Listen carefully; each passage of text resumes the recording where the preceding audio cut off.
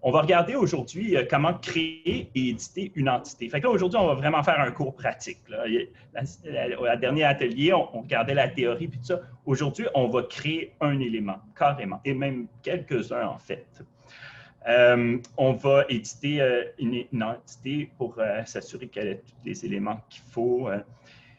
Dans le bloc numéro 2, là, on va se mettre à éditer les déclarations d'un élément Wikidata. Donc, on va en faire quelques-unes. On va dans le bloc numéro 3, qui est un bloc plus avancé. On va regarder des éléments de Wikidata plus généraux, comme les propriétés. C'est quoi une page de propriété? Comment les propriétés sont définies? Donc, qui dit propriété aussi dit contraintes qui viennent avec les propriétés. On va regarder c'est quoi une page spéciale. On va regarder aussi l'outil de fusion. Dans le bloc numéro 4, on va regarder l'auto-apprentissage, oui, dans Wikidata. Donc, on va regarder comment soi-même on peut aller chercher des ressources, comment on peut aller poser des questions aux bons endroits, trouver les endroits qui sont plus particuliers par rapport aux choses qu'on travaille. Puis, évidemment, on va terminer avec la récapitulation de l'atelier. Donc, on commence avec le bloc 1 de l'atelier numéro 2. Comment créer et éditer une entité Wikidata? Donc, là, la première chose qu'on va regarder, c'est au niveau de notre interface de Wikidata. Parce qu'on peut changer, la langue est présente à plusieurs endroits dans Wikidata. Alors, ici, en ce moment, là, je viens de rentrer dans mon compte à moi, mon compte de Wikidata. Donc, on peut voir ici que c'est Antoine Beaubien qui est là. Puis moi, j'ai tendance à regarder ça en français. Donc, ici, on peut voir la langue. Mais d'autres personnes pourraient être plus familières avec l'anglais, l'espagnol ou n'importe quelle autre langue. Donc, c'est toujours possible ici de choisir une autre langue. Puis quand on change les langues ici, ça affecte la présentation de la page de Wikidata. Donc, maintenant, on est rendu en anglais. Donc, on voit ici à gauche, tous les éléments du menu sont en anglais. Le texte à l'intérieur est en anglais. Les éléments du menu d'en-tête sont en anglais. Bref, tout est en anglais maintenant. Puis ça ne veut pas dire qu'on ne peut pas éditer des items en français ou dans n'importe quelle autre langue. C'est juste la langue de l'affichage. Ça, c'est la première chose. Donc, ici, qu'on peut choisir la langue qu'on veut utiliser. Puis, ça affecte juste les pages affichées. Maintenant, il y a une autre notion qui s'appelle les langues qu'on veut dire soit aux autres personnes qui sont dans Wiki ou encore même carrément à Wikidata, c'est quoi les langues qu'on maîtrise. Puis en même temps, ça nous donne un petit peu un niveau là, de maîtrise. Donc, cet outil-là s'appelle Babel. Et ça, cette information-là, on va enregistrer ça dans la page d'utilisateur. Donc, si je retourne ici dans mon Wikidata, là, je peux demander d'aller dans ma page d'utilisateur. Donc, je clique sur mon nom ici. Là, maintenant, on arrive dans la page d'utilisateur de l'utilisateur Antoine2711, qui est moi. Donc, ici, on peut voir la version anglaise de mon texte parce qu'on est encore en anglais. Puis, il y a une petite infoboîte ici qui donne, ici, ma maîtrise de certaines langues. Ce qui est intéressant avec ça, c'est que Wikidata va se servir des langues que vous mettez ici pour choisir les langues qui vont être affichées ici dans le bloc d'en-tête. Donc, français, allemand, anglais, espagnol, russe. Français, allemand, anglais, espagnol, russe. Donc, mes 5 langues ici, parce que j'ai dit dans ma page utilisateur que j'avais une certaine connaissance de ces langues-là, Wikidata, il sait que, idéalement, il faut que je les affiche. Parce que je pourrais aussi lui dire de m'afficher toutes les langues. Mais il y a beaucoup de langues là-dedans que je ne maîtrise pas, puis je n'ai pas besoin de voir, puis évidemment, ça prendrait beaucoup d'espace. Donc là, je referme cette partie-là juste pour me montrer mes langues usuelles à moi. Donc, si on revient ici, on va regarder rapidement comment on peut faire pour changer. Donc, ici, dans votre page utilisateur, vous avez l'option de modifier le Wikicode. Ça, modifier le Wikicode, c'est un petit peu comme dans Wikipédia ou tout ça, quand on veut ajuster notre page utilisateur ou même n'importe quelle page, on a l'option d'aller faire soit des éditions en mode visuel ou des éditions dans le mode Wikicode. Donc, moi, c'est Wikicode, c'est ça qui m'intéresse ici pour vous montrer avec précision. Et ça, c'est le modèle de l'outil, il s'appelle Babel. Donc, comment ça s'écrit? je ne vous conseille pas de vous en souvenir par cœur. L'idée, c'est qu'on met ça une fois, puis ça suffit. Donc, il est dans le PDF. Vous pouvez copier-coller cette information-là. Et vous-même, vous pourrez aller modifier le Wikicode de votre page utilisateur. Donc, vous cliquez dans votre nom d'utilisateur. Après ça, vous choisissez « Modifier le Wikicode ». Puis après ça, il suffit d'insérer cette ligne-là, ici. Fait que pour vous expliquer un peu comment ça fonctionne, donc, on a français ici à faire. Puis après ça, il y a N en majuscule. N en majuscule, ça veut dire que c'est ma langue native. J'ai ma connaissance du français est une connaissance maximale. Donc, je suis un locuteur de ma langue maternelle. Après ça, il y a l'anglais. Donc, anglais, puis il y a 4. 4, ça veut dire que je suis passablement bon. Je me débrouille bien en anglais. Je suis presque un natif. Après ça, ici, j'ai l'espagnol. Alors, l'espagnol, je connais quelques balbutiements de mon oncle espagnol, donc, et de mes quelques cours que j'ai faits. Donc, j'ai mis que j'ai une connaissance de niveau 1.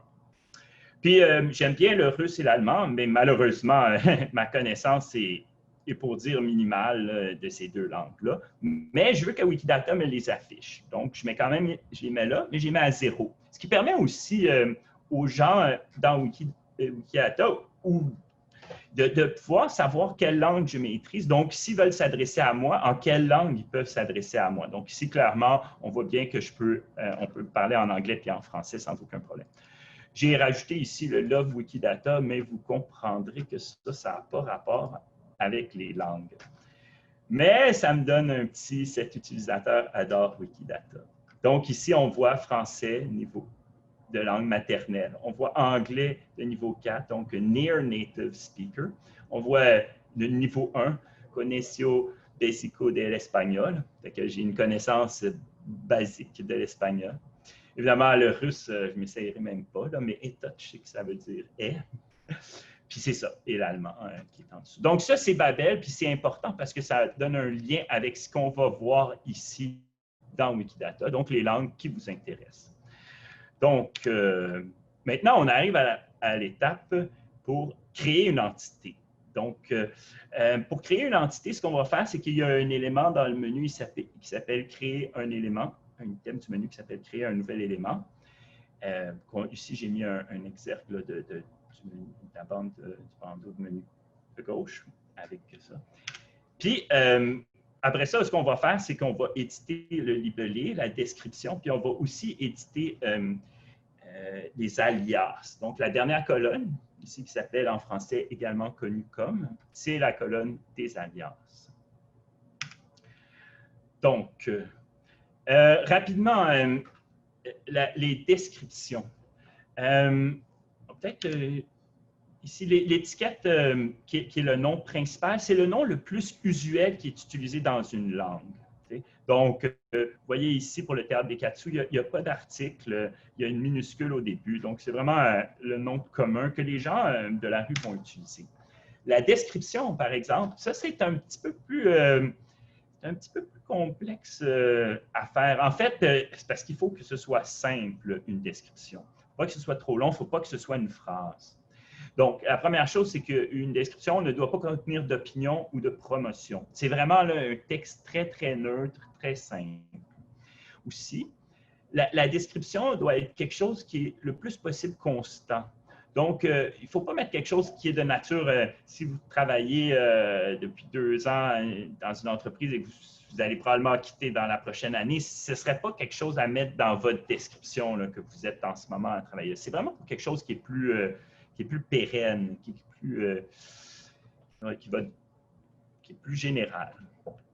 Une autre chose aussi très importante à propos des descriptions, c'est que ce n'est pas des phrases. Donc, c'est vraiment important de ne pas mettre de majuscules au début, de ne pas mettre de points à l'intérieur ou à la fin de la description. Donc, ce n'est vraiment pas une phrase, ce n'est pas plusieurs phrases non plus, c'est vraiment un ensemble de textes qui décrit. Puis, évidemment, bien, ça doit être court et succinct. Donc, pour vous donner un petit peu un exemple, donc, pour une personne, bien, souvent, on va mettre son occupation générale puis sa nationalité. Donc, si on revient ici avec notre exemple de Louise Le Cavalier, bien, on voit que c'est une danseuse québécoise. Ça aurait pu être aussi une danseuse canadienne. On voit qu'en anglais, c'est une danseuse canadienne. Les deux sont bons. Certains peuvent le faire d'une façon ou d'une autre. Puis, pour un organisme, on va aller plutôt dans le avec une description simple, genre c'est quel type d'organisme qui est basé où. Puis des fois, on va même mettre fondé en telle année. Ça peut donner une idée. De la même façon qu'avec les gens, des fois, on va mettre l'année de naissance et l'année de mort. Surtout, d'habitude, on met l'année de mort avec l'année de naissance quand ces gens ont trépassé, évidemment. L'année de naissance, on ne la met pas tout le temps. Excusez-moi, c'est plus rare même. Sauf que des fois, ça peut être très pratique dans le cas d'homonymie. Fait que quand on sait qu'une personne a le même nom qu'une autre personne, alors des fois, l'année de naissance dans la description peut être pratique parce qu'elle aide à cerner de qui on parle exactement. Donc, les descriptions servent principalement à s'assurer que l'élément qu'on a devant nous, c'est bien celui qu'on pense avoir. Donc, il faut qu'il y ait une façon de pouvoir identifier clairement les gens. Alors, ici, dans l'édition d'une entité, on va aller, tantôt, on va aller faire ça, mais on peut voir ici que quand la description est manquante en français, bien, partout où c'est affiché, où va servir la description, dans mon interface en français, comme il n'y a pas la version française, alors il se dit, bien, je vais aller chercher la version anglaise, puis je vais juste marquer, bien, dans le fond, que c'est la version anglaise. Puis finalement, ça nous laisse la place pour nous, pour pouvoir rajouter cette description-là. Fait que tout de suite, aujourd'hui, je vais aller faire un exemple avec vous de ça. Puis là, je vais en profiter pour vous montrer ici, si vous voyez bien ici, quand je tape théâtre, là, on voit des théâtres qui commencent à arriver. Je vais taper théâtre, je vais juste essayer comme ça, juste pour vous montrer. Je cherche théâtre Katsu. Là, j'ai fait théâtre 4, puis il ne me le trouve pas. Mais si j'écris théâtre 4, théâtre du... Oups. Théâtre 2, excusez-moi, hein, c'est vraiment sensible. Théâtre 2, 4 sous. Alors là, il apparaît dans la liste. C'est sûr qu'on peut faire aussi juste théâtre 4 et après ça, choisir contenant théâtre 4. Puis là, dans sa recherche, là, il va être un petit peu plus flexible. Là, puis il va deviner que le 2 est là, puis il va nous permettre de rentrer dans l'élément théâtre de Katsu. Donc, on voit ici très bien que la version française, elle n'a pas de description. Donc, pour pouvoir ajouter ça, tout ce qu'on a à faire, c'est d'aller dans « Édite » et écrire ici « Théâtre à Montréal ».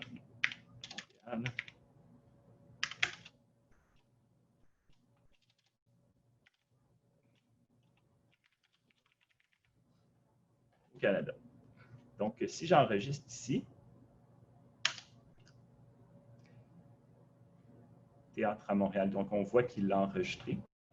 Puis si on recharge, là, je vais recharger, mais d'une façon plus forte, je vais purger. Ah. Vous voyez, il ne nous affiche pas encore ici. Parce que je suis en anglais, excusez-moi. OK. Je vais retourner ici, je vais descendre, puis je vais choisir français. Bien, et voilà, ici maintenant, on voit que Théâtre à Montréal au Canada, la description en française vient de s'ajouter. On voit aussi que français, il est en haut parce que je suis en français. Donc, évidemment, il priorise toujours la langue de l'interface. Donc, ça, c'était pour les descriptions. On a fait une petite modification de description. Puis après ça, les entités. Le dernier élément qu'on va éditer dans le bloc 1, c'est une entité, les alias des entités. Là, ici, on peut voir que pour Théâtre des Katsu, il y en a déjà 4 alias pour pouvoir définir le Théâtre des Katsu. Donc, maintenant, on va passer ici. Donc, on va passer maintenant aux exercices du bloc 1. Donc là, ce qu'on va faire, c'est qu'on va carrément créer une entité. Donc, là, maintenant, s'il y a des questions, gênez-vous pas pour les poser en ce moment. Ça, c'est une partie vraiment pratique. Et donc, c'est important. Si vous avez des choses que vous ne comprenez pas, vous pouvez me les poser. Au niveau des questions, en fait, on a une question générique qui était justement par rapport à la représentativité d'une compagnie et des membres. Est-ce qu'ils peuvent tous avoir un compte Wikipédia Wikidata, etc. Et il y a une question d'Annie Chénier. Je préférais que tu y répondes.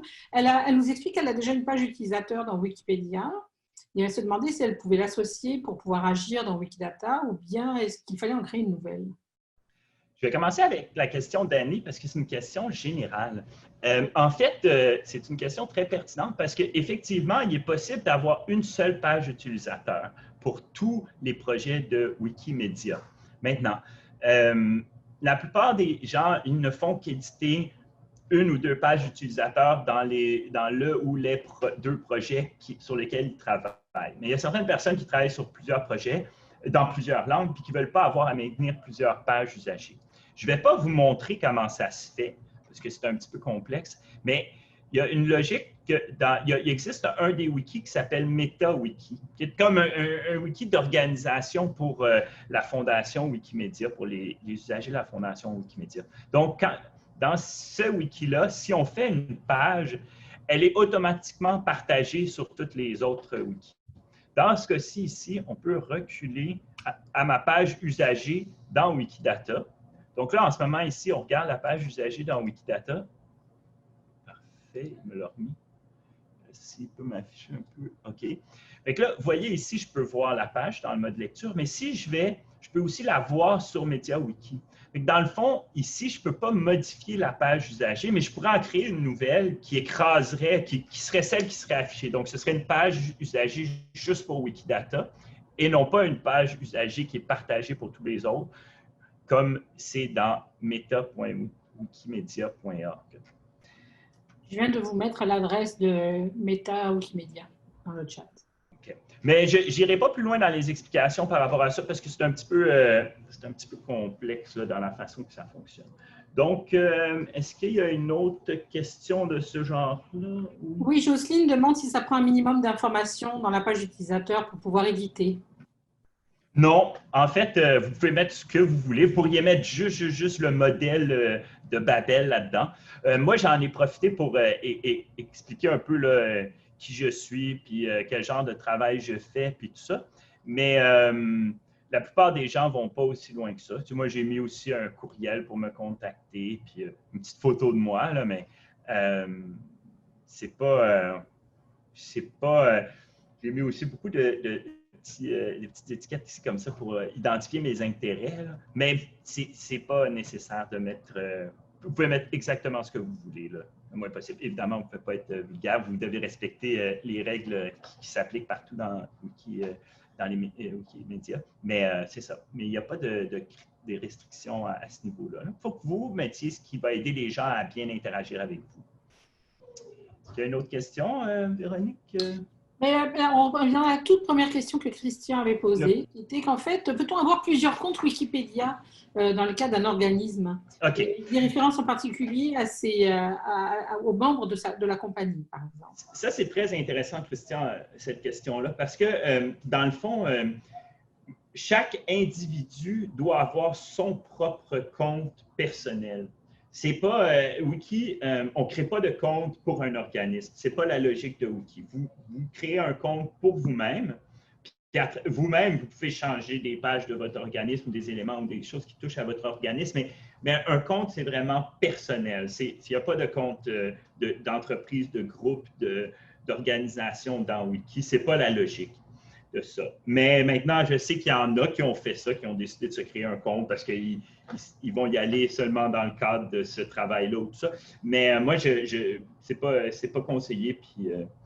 Puis, juste pour ajouter un petit détail par rapport à ça, donc, ce qui est intéressant de faire, c'est dans votre page d'utilisateur, si vous travaillez principalement pour un organisme, inscrivez dans votre page d'utilisateur que vous travaillez pour cet organisme-là.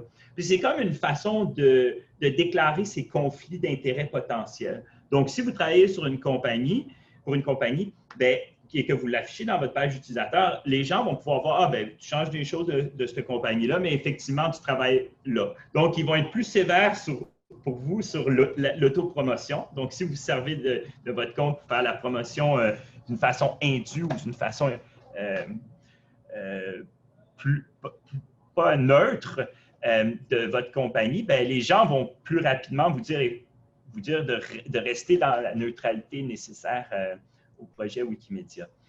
En même temps, ben, c'est ça, si vous affichez que vous avez certains intérêts, mais que vous allez modifier une page qui touche à autre chose, mais dans ce cas-là, les gens voient que vous n'êtes pas nécessairement en conflit d'intérêt, ou en tout cas, fait que ça permet aux gens de savoir quelqu'un qui affiche ses conflits d'intérêt dans sa page utilisateur et quelqu'un qui respecte l'idée de la neutralité et que les autres sachent aussi c'est quoi qu'est-ce qui pourrait être vos motivations, je dirais. OK. Donc, de retour à ma page ici. Donc, là, je suis en... J'essaie de me revenir en français. Ici, c'est bon. Je suis dans l'interface en français. Donc, ici, je choisis « Créer un nouvel élément ».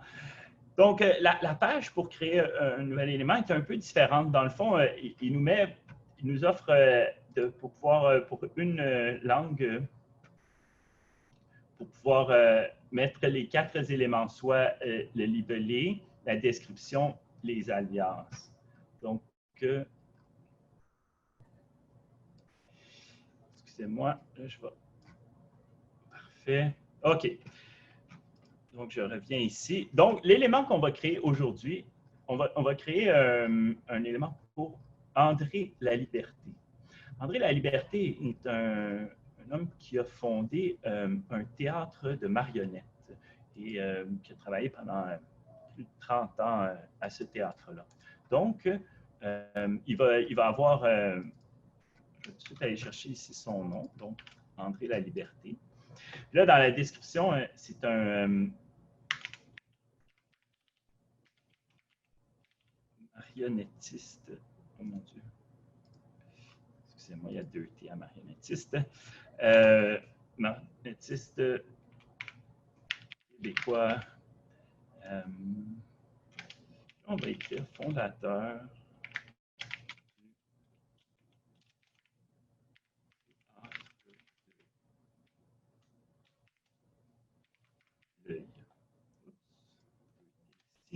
Donc, pourquoi je me permets de mettre fondateur? C'est parce que ça a été la majorité, il a travaillé pendant 30-40 ans dans ce théâtre-là qu'il a fondé. Puis, ça fait partie intégrante, on comprend que c'est la majorité de sa vie qu'il a travaillé là et que, donc, on peut se permettre là, de dire carrément, ben, c'est fondateur du théâtre dans sa description. Comme ça, on va bien le reconnaître parce que les gens qui le connaissent dans la vraie vie savent qu'il a été rattaché à cet organisme-là. Ici, dans les alias, ici, je vais mettre un alias en marquant la liberté, virgule, André. Je ne recommande pas nécessairement de faire ça pour tous les éléments, les noms, les personnes, c'est-à-dire, mais ce n'est pas mauvais non plus. Puis ça peut servir, ça sert pour quand on va rentrer ici en haut, on peut marquer la liberté, virgule, André, puis aussi d'autres outils de recherche dont je ne rentrerai pas dans les détails, mais c'est correct. Les alias, il n'y a pas de limite à ce qu'on peut mettre. Donc, l'idée, c'est de mettre comment les gens peuvent être trouvés. Aussi, souvent, c'est un nom de compagnie qui est comme l'Arche de Noé, mais souvent, tu vas avoir comme alias Arche de Noé, virgule, L majuscule, apostrophe. Donc, l'article va être mis à la fin précédé d'une virgule. Donc, ça, ce serait exactement ce qu'on aurait en alias. Donc, on a son nom ici en français. Là, je suis rentré dans le mode édition. Puis là, j'ai copié le texte en français. Puis, je vais carrément juste mettre le même nom en espagnol, en anglais. Puis, je pourrais aussi le mettre en allemand. C'est drôle parce que des fois, on le met avec l'accent en allemand, mais dans le fond, peut-être que les Allemands puis les Anglais, bien, eux autres, ils vont peut-être le chercher, mais en ne mettant pas d'accent. Donc, pour les Anglais et les Allemands, on peut rajouter André la liberté, en tout cas, pas d'accent. Donc, c'est une flexibilité, c'est à des choses comme ça que servent les alias. Antoine, je me permets d'intervenir. Si, on me fait remarquer que théâtre de l'œil, il faudrait un O majuscule. Intéressant. Intéressant. En plus, je ne sais pas si vous avez remarqué, mais c'est un... E dans l'eau. Ouais, Un caractère spécial. Un double caractère, donc en majuscule. Mais c'est drôle parce que je ne l'ai pas vu souvent écrit avec un majuscule, mais une des choses qui est le fun pour ça, c'est d'aller voir une référence.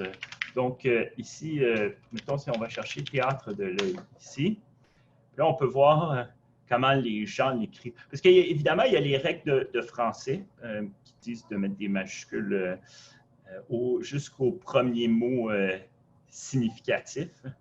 Donc, vous voyez ici, là, c'est pas clair s'ils le mettent en majuscule ou non. Puis, donc, mais la question, là je vais rentrer dans un concept très, très intéressant et important, surtout par rapport à Wikidata. C'est-à-dire qu'on a le droit de faire des erreurs. C'est-à-dire qu'on a le droit d'écrire quelque chose d'une certaine façon, puis après ça, de revenir plus tard, puis de le bonifier ou de le corriger. On a le droit aussi de créer des éléments incomplets, puis même à ça, bien, de quand même les laisser dans cette étape incomplète pour soit nous-mêmes plus tard venir le bonifier ou que carrément quelqu'un d'autre vienne et le bonifie. Donc, il n'y a pas, sentez-vous pas obligé de dire, ah, il faut vraiment que j'ai tous les éléments avant de créer une entité. C'est pas nécessaire. C'est, comme on appelle, comme on dit en anglais, un work in progress. C'est quelque chose qui est voué à toujours être bonifié. Donc, c'est correct si on n'est pas certain puis qu'on met quelque chose. On va le mettre ici en majuscule, mais ça se peut qu'on revienne puis qu'on le change puis qu'on le mette à la place en minuscule. Mais on verra ça plus tard. Donc, ici, j'ai créé les 4 éléments de l'entête, les 3 éléments de l'entête importants dans une langue, puis certains dans une deuxième langue. Et là, on va passer à la déclaration. Dans les déclarations, il y a une déclaration qui est beaucoup plus importante que les autres. Je vais revenir là-dessus tantôt, mais je vais la créer tout de suite. Donc, ici, nature de l'élément ou le sous-classe de. La première déclaration que Wikidata vous suggère est une de ces deux-là. Je ne veux pas rentrer trop dans les détails de ça. On va s'en tenir pour l'instant à la nature de l'élément.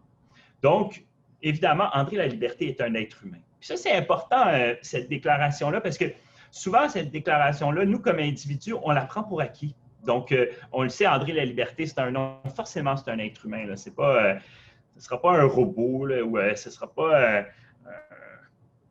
télescope. En tout cas, il y aurait moins de chance. Mais pour Wikidata, c'est très, très important de définir c'est quoi la nature de l'élément. Donc, ici, on a être humain comme nature de l'élément. Et ça complète la création initiale de notre fiche Wikidata pour André Laliberté. Donc, je vais ici coller dans le chat le lien pour l'élément que je viens de créer. Et vous allez pouvoir vous-même rentrer dedans et le regarder. Et